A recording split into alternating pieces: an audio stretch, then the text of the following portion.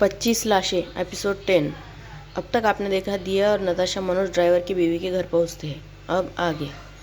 नमस्ते, मैं नताशा हूं और ये मेरी दोस्त तानिया है। हम आपसे आपके पति मनोज जी के गायब होने के विषय में मिलना चाहते थे। नमस्ते, मेरा नाम रश्मि है। आप पहले नहीं हैं जो मेरे पास इस प्रश्न को लेकर आए हैं और ना ही आखिरी होंगे। अंदर आइए। मैडम, मेरी माँ और बहन भी गुम हो गए हैं और मुझे ऐसा लगता है कि इसका लेन देन भी उस मुखौटे से है। मुझे खेद है ये सब सुनकर।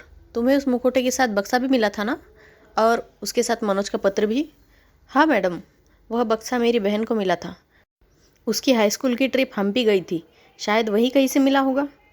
बेटा, मनोज के साथ जो हादसा हुआ है वो और भी बहुत से लोगों के साथ हो चुका है। क्या तुम जानती हो कि वह मुकुटा किसी ने हम्पी के पास बने एक म्यूजियम में बेच दिया था और वहाँ उस दिन जितने भी लोग आए हुए थे वे सारे सिक्योरिटी गार्ड सहित गायब हो गए। जी रश्मि जी, यह हमने इंटरनेट पर न्यूज़ में देखा था। मैंने उस दिन म्यूजियम के क्यूरेटर को समझाने की कितनी कोशिश करी थी, पर वे नहीं माने। क्या आपने मनोज जी को वापस लाने की कोशिश नहीं की? उसका कोई रास्ता नहीं था क्या? था, पर बहुत कठिन था। मैं अकेली कहाँ कहाँ लड़ती। ऐसा कौन सा रास्ता था रश्मि जी? हम उसके बारे में कैसे जानकारी ले सकते हैं? पास ही में महात्मा अकोरनाथ जी का शिविर है, सिर्फ वही आपको वो तरीका बता सकते हैं। मेरा उस रास्ते के बारे में कुछ कहना उचित नहीं होगा, पर मैं आपको यही सलाह दूंगी कि जो जा चुका है उनको भूल जाओ, उन्हें वापस इस दुनिया में लाने का प्रयास मत करो। धन्यवाद रश्मि जी। नताशा और तानिया पता पूछते हुए महात्मा अकोरनाथ के शिविर तक पहुँचे। प्रणाम, मेरा नाम शैल्य है।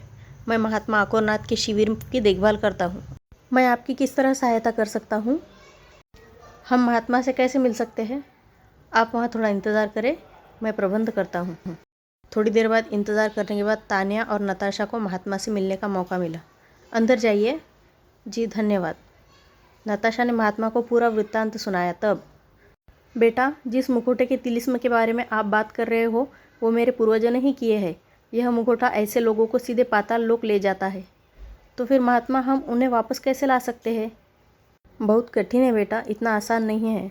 आज तक बहुत लोग मेरे पूर्वजों से लेकर मेरे तक इस सवाल को लेकर आए हैं, पर इसका उपाय बहुत दुर्लभ है। आप दोनों इसमें ना पड़े, यही मेरी आपको सलाह है। महात्मा, मेरी माँ और मेरी बहन दोनों गायब हो गए हैं। उन दोनों को वापस लाना मेरे लिए बहुत ज़रूरी है। मैं ऐसे जी नहीं पाऊँगी। हाँ महात्मा, और मैं अपनी सहेली नताशा को हर हाल में सपोर्ट करूँगी। महात्मा, हम पर भरोसा रखिए। महात्मा ने नताशा और तानिया को बहुत समझाया, पर दोनों मानने को तैयार नहीं थे। अंततः, ठीक है, अगर तुम दोनों ने अपना मन बना लिया है तो मैं तुम्हें उपाय बताता हूँ, पर इतना याद रखना कि उस जगह बहुत सारे अलग अलग पहेलियाँ हैं, वहाँ जाना बहुत कठिन है। अगर तुम लोग उन्हें समय रहते सुलझा नहीं पाए तो कोई ना कोई आसुरी शक्ति तुम लोगों का भोग कर लेंगी। वो पहेलियाँ क्या होगी और उनका हल क्या होगा यह मैं नहीं जानता, पर सबसे पहली पहेली तो तुम्हारे बक्से पर बनी हुई है। याद है वो बक्से पर जो चित्र तुम लोगों ने देखा था? वो चित्र उस दुनिया का जाने का रास्ता है। हम्पी में एक दुर्लभ स्थान पे तुम्हें जाना होगा, उस जगह जहाँ कभी 25 लोगों ने अपना बलिदान देकर 25 लाशों के तंत्र को शुरू किया। मैं शैल्य से कहूँगा वो तुम लोगों को उस जगह तक पहुँचने का नक्शा दे देगा। वहाँ जाकर रेत पर वही चित्र की आकृति बनाना और फिर वह मंत्र कहना जो मैं अब तुम्हें बताऊँगा। मंत्र कहते ही पाताल लोक जाने के लिए आयाम द्वार खुलेगा। फिर तुम लोगों को उस चित्र पे बनी हुई पहेली का हल कहना होगा जो एक संस्कृत शब्द है। वह कहते ही तुम पाताल लोक पहुंच जाओगे। वह शब्द क्या है यह भी तुम लोगों को खुद ही ढूंढना होगा। महात्मा ने धीरे से एक मंत्र बुदबुदाया। नताशा और तानिया दोनों ने महात्मा को प्रणाम किया। बाद में शैल्य ने नताशा और तानिया को उस जगह का नक्शा दे दिया। नताशा और तानिया उस जगह पहुँचे।